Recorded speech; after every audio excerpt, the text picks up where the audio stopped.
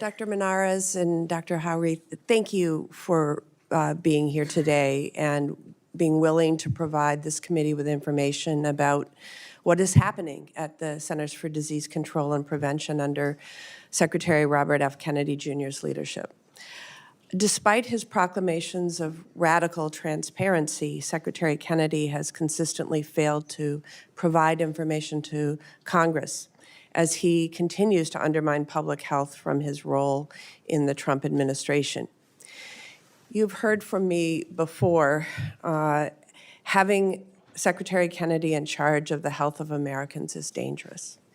And what we're hearing from you today really underscores this for me. Dr. Menares, when your confirmation was before the Senate, I had my doubts that anyone in your position would be able to stick to the science and stand up to Secretary Kennedy as he compromises the health of the country in order to further his own ideas and agenda. I am pleased to see that you and other senior members of the CDC, like Dr. Howry, did stand up to him when the time came. You've both spoken about censorship and requests to compromise scientific integrity. Dr. Menares, did Secretary Kennedy ever give you instructions on how you should interact with members of Congress? He did. After the morning meeting, I became very concerned. I was alarmed that I was not being consistent. I would not be consistent with those areas that I had committed to this committee that I would do: transparency, integrity. And I had reached out to the committee to share my concerns.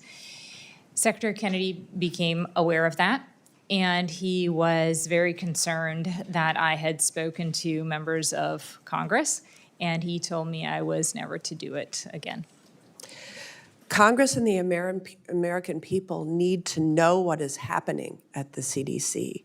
And this censorship is not radical transparency, and it is unacceptable. Dr. Howry, I was shocked to learn that you found out about the changes to the COVID vaccine policy on the social media platform X. Decisions like this must be made in consultation with CDC experts, because otherwise we are left wondering who is advising the Secretary of Health, or if his own conspiracy theories are enough to dictate who can get a vaccine. Dr. Howry, did you ever brief Secretary Kennedy?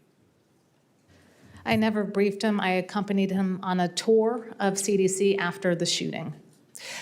Did your center directors ever directly brief Secretary Kennedy? They did not. You were the chief medical officer at the CDC. Would you say that it's harmful to the public if the secretary is not informed by experts like yourself? Very much so. How would you characterize Secretary Kennedy's approach to working with scientific experts at the CDC? You know, we would have loved to have had the conversations with him. I offered to 2 different HHS leaders that we would like to brief the secretary. He never received that, and many times I would send emails to our leadership team to share with HHS when he did say things that weren't scientifically correct so that we could help support him. But again, our requests were not received to brief him. Oh. So tomorrow, ACIP is set to discuss childhood vaccines. And based on what we've seen happening under Secretary Kennedy's leadership, we have to expect it will produce weaker recommendations for these vaccines.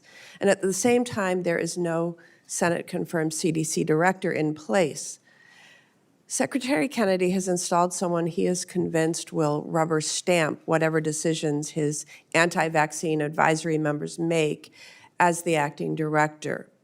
In Wisconsin, there are currently 36 cases of measles, all in unvaccinated individuals, 22 of whom are children.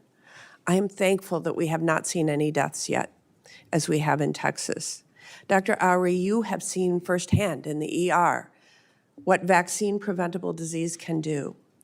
what would an increase in vaccine-preventable diseases mean for children and families across the country? It's going to be heartbreaking. Not only will it overwhelm our healthcare system, but children will have, some of them will be deaf. You know, we've seen congenital measles cases in the U.S., and I think what concerns me is these aren't harmless diseases. We just saw the case in California of a young child that died of encephalitis from years after measles. These diseases have long-term consequences, and we don't need, in the U.S., we have gone so far in reversing this. We don't want our children to die.